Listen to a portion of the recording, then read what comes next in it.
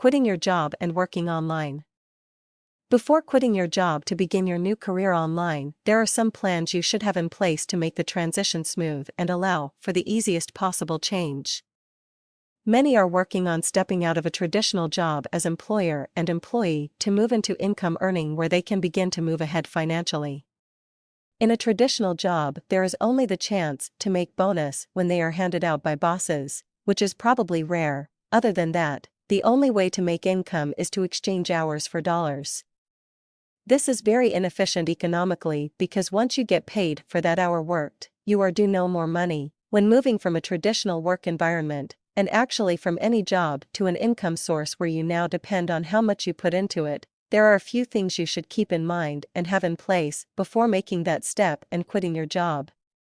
Sometimes in our world now, with jobs being lost all over the place and the entry requirements so high to get any employment, many are not having the chance to put these things into place before the big transition. However, it is best to have them in place and then give your notice. The first recommendation is to have a transitory income in place. I would recommend to have at least 3 months' pay set aside before quitting your job so you can focus on developing your resources correctly and not having to be worried because there is no money coming in. It is best to have an income so you can focus on learning your new career. It's also a good idea to have your website already set up and running by the time you let your boss know you are planning on leaving.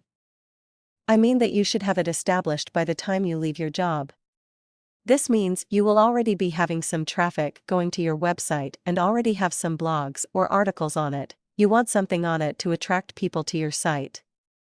The last recommendation before quitting your job would be to make the learning phase, if you can, happen during your last couple of months at your brick-and-mortar job.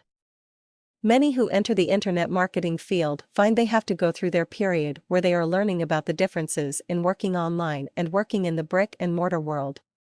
If you already have this taken care of, then you can focus on increasing traffic and on writing copy for your site, or having it outsourced.